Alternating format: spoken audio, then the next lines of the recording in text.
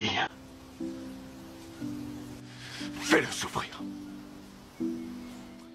Qui n'a jamais été contrarié, qui n'a jamais été blessé par un être cher, qui n'a jamais été trahi par un proche.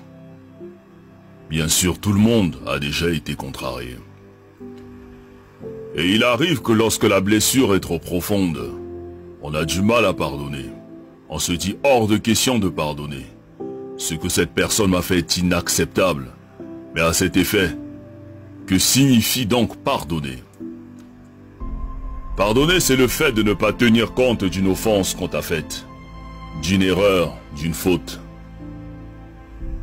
C'est le fait de renoncer à punir, de renoncer à se venger, de renoncer à rendre le mal par le mal.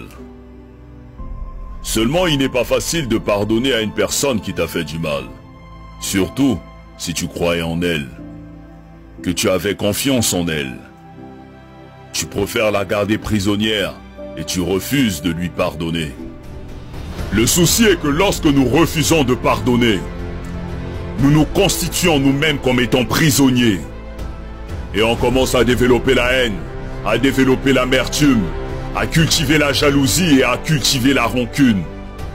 Et pourtant tous nous souhaitons que Dieu nous pardonne. Pour nos erreurs, nos offenses, nos imperfections et nos failles.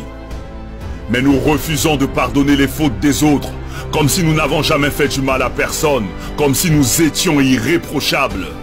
Qui donc peut oser dire qu'il n'a jamais fait du mal? Qui est parfait? Qui n'a jamais commis d'erreur? Qui n'a jamais fait le moindre mal?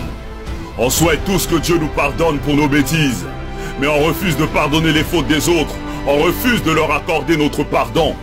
Et nous sommes toujours les premiers à aller à l'église, à aller à la mosquée, alors que dans nos cœurs, nous avons des gens qu'on a constitués comme prisonniers. Mais jusqu'à quand allons-nous porter ces fardeaux? Jusqu'à quand allons-nous refuser de pardonner? Mais qu'est-ce qu'on gagne à détester ceux qui nous ont offensés? Parce que celui qui pardonne est celui qui a décidé d'avancer. Celui qui pardonne est celui qui a décidé de se libérer. Celui qui pardonne a fait le choix de donner un cadeau à quelqu'un même s'il ne le mérite pas. Parce que la rancune est une lourde pierre que celui qui pardonne n'a pas envie de transporter. Quand tu décides de pardonner, tu le fais d'abord pour toi-même. Tu le fais pour avoir la paix. Tu le fais pour avoir la tranquillité. Tu le fais pour être libre. Parce que celui qui refuse de pardonner est un meurtrier qui s'ignore. Pardonner, ce n'est pas oublier, ni cesser d'aimer, mais c'est se libérer d'un fardeau, c'est se soigner, c'est relever la tête, c'est prendre son chemin avec le sourire pour avoir un meilleur lendemain. Pardonnons à toutes ces personnes qui nous ont blessés. Pardonnons pour que le Tout-Puissant à son tour puisse nous pardonner. Pardonnons pour être au-dessus de ceux qui nous ont contrariés.